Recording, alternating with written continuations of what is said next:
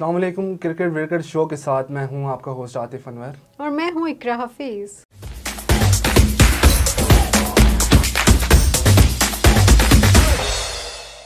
बदकिस्मती से इंग्लैंड ने पाकिस्तान से मुल्तान टेस्ट भी छीन लिया। बहुत अफसोसनाक ये मैच था और पहले तो बहुत अच्छी परफॉर्मेंस का मुजाहरा किया गया पाकिस्तानी टीम से, लेकिन उसके बाद फिर परफॉर्मेंस भी डाउन होगी और मैच भी हमें शिकस्त का सामना करना पड़ा। लेकिन आपको मुल्तान टेस्ट के बारे में थोड़ा सा हम बताते चलें कि पहला रोज़ जो था पाकिस्तानी मदाहों के लिए वो काफ़ी अच्छा रहा, क्योंकि डेब्यू करने वाले इब्रार अहमद ने इंग्लिश टीम के 7 खिलाड़ियों को पवेलियन की राह दिखाई।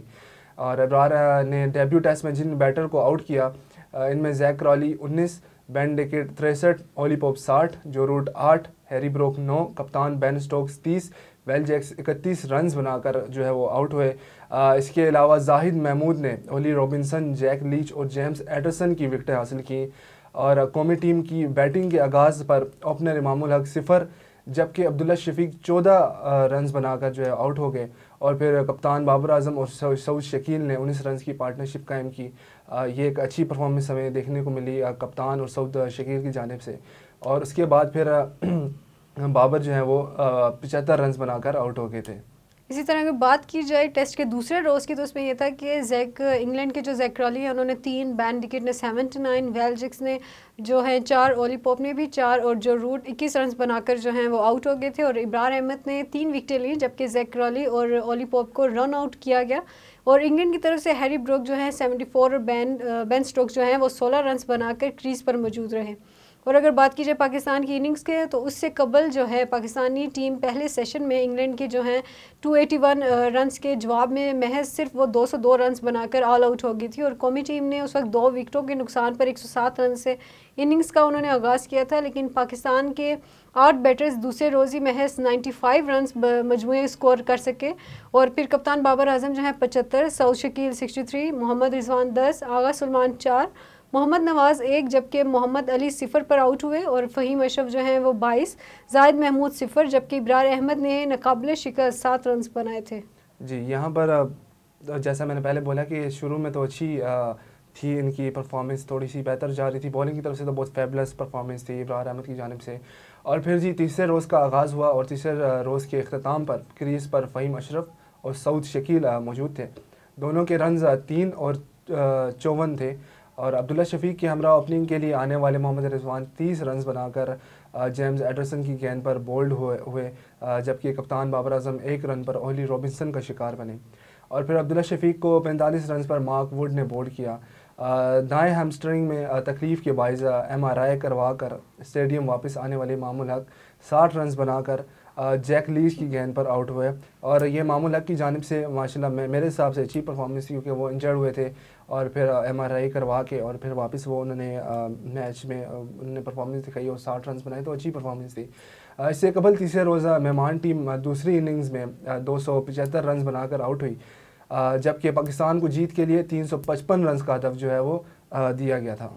और अगर इसी तरह इस कंट्रोवर्सी की बात की जाए, तो मुल्तान टेस्ट के जो हैं चौथे रोज़ खाने के वक्फे से पहले आखिरी ओवर में सऊद शकील जो है 94 रन्स पर बैटिंग कर रहे थे कि मार्क वुड की जो एक गेंद है सऊद शकील के बैट को छूते हुए विकेटों के पीछे गई, जिसे ओली पोप ने डाइव लगाते हुए कैच कर लिया था। और इंग्लिश बॉलर, विकेट कीपर और दीगर खिलाड़ियों की जानिब से कैच आउट की अपील भी की गई थी। ताहम अंपायर जो है अलीम डार, उन्होंने फैसला थर्ड अंपायर पर छोड़ दिया था। और थर्ड अंपायर ने कई बार वीडियो को गौर से देखने के बाद जो है सऊद शकील को आउट उन्होंने करार दे दिया था। और सऊद शकील को आउट करार दिए जाने के फौरी बाद जो सोशल मीडिया पर इसे मुतनाज़ा कैच करार देकर कहा गया कि शक का फ़ायदा बैटर को जाना चाहिए था। मारूफ क्रिकेट वेबसाइट क्रिक इन्फो की जानिब से सवाल पूछा गया कि क्या ओली पोप ने क्लीन कैच किया। जी, ना सिर्फ क्रिक इन्फो बल्कि कमरान अकमल का भी मैंने ट्वीट देखा था। उन्होंने भी कहा था कि मुझे नहीं लगता कि यहाँ पर ये आउट थे। और ये बहुत अजीब सी कंट्रोवर्सी एक हुई थी, जबकि थर्ड एम्पायर के बार बार देखने के बावजूद भी उनको आउट करार दे दिया गया, जबकि वो आउट नहीं थे। बल्कि उसमें क्लियर ये नज़र भी आ रहा है कि वो जो बॉल है वो ज़मीन को टच भी कर रही है। तो ये भी एक अजीब सी एक कंट्रोवर्सी कह लें आप, या एक वाक़या हुआ। लेकिन खैर फिर जो इंग्लैंड के जो है बॉलर जो है मार्क वुड, उन्होंने भी पाकिस्तान आने के बाद, मैच खेलने के बाद उन्होंने पाकिस्तान की तारीफ़ की और उन्होंने ये कहा कि पाकिस्तान जो है वो बहुत मेहमान नवाज़ कौम है। और यहाँ के लोगों की भी उन्होंने तारीफ़ की। और मार्क वुड ने कहा कि यहाँ के लोग हर वक्त आपकी मदद के लिए तैयार रहते हैं। इंग्लैंड से आए फैंस भी यहाँ खूब इंजॉय कर रहे हैं। उन्होंने कहा कि मुल्तान की विकेट स्लो ज़रूर थी, लेकिन रिवर्स स्विंग जो है वो यहाँ पर बहुत अच्छी हो रही थी।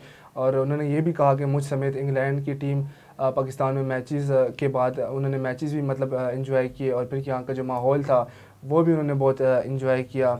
यहाँ पर उन्होंने जो आवाम से वो मिले, उनसे भी वो बहुत ज़्यादा खुश हैं, मुतासिर नज़र आ रहे हैं। तो उन्होंने बहुत अच्छा एक पैगाम दिया कि दूसरी टीम्स को पाकिस्तान में आना चाहिए और मैचेस यहाँ पर खेलने चाहिए। पाकिस्तान एक बहुत ज़्यादा सिक्योर कंट्री है, बहुत ज़्यादा फैसिलिटीज़ प्रोवाइड करने वाला कंट्री है, तो यहाँ पर दूसरी टीम्स को भी आना चाहिए। तो ये मार्क वुड की तरफ से बहुत एक अच्छा मैसेज था।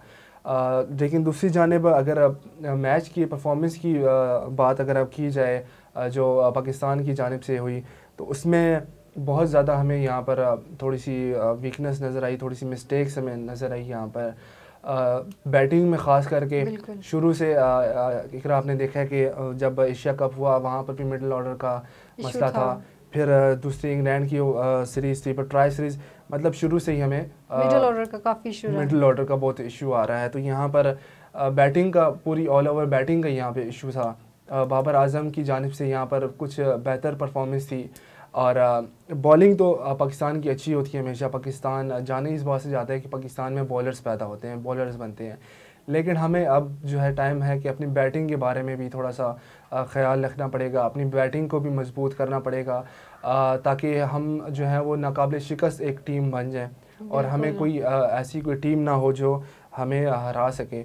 ज़ाहिर सी बात है, हार जीत तो होती रहती है, हारती तो बहुत ज़्यादा जो होती हैं, एक ट्रेंड कह लें आप, यहाँ बहुत ज़्यादा अच्छी परफॉर्मेंस वाली टीमें भी हारती हैं, लेकिन हमें ज़ाहिर सी बात है अपनी तैयारी अच्छी रखनी चाहिए और अपना बैटिंग ये जो थर्ड मैच होगा कराची में आई थिंक से होगा वो कराची मैच, तो अब उस सब की नज़र उस पे है कि उम्मीद करते हैं कि वो मैच भी हम जीत जाए, अल्लाह करे हम वो तो है। लेकिन अब चूँकि 3 की सीरीज़ थी, उसमें से 2 मैच हम ऑलरेडी हार चुके हैं, तो एक किस्म की ये सीरीज़ ही हम हार गए हैं। लेकिन नेक्स्ट जो भी होंगे मैचेस वगैरह जो भी होंगे, उसमें उम्मीद यही है कि पाकिस्तान जो है, पाकिस्तानी प्लेयर्स जो हैं और अच्छा पाकिस्तानी कोचेस जो हैं, वो जो मैनेजमेंट है वो बैटिंग की तरफ ज़्यादा ध्यान देगी और अपनी बैटिंग को इम्प्रूव करने की कोशिश करेगी, क्योंकि पाकिस्तानी बॉलर्स जो हैं वो बहुत ज़्यादा अमेजिंग परफॉर्मेंस दिखाते हैं, बहुत फेबुलस उनकी परफॉर्मेंस होती है, लेकिन बैटिंग की वजह से हमेशा हम मार खा जाते हैं।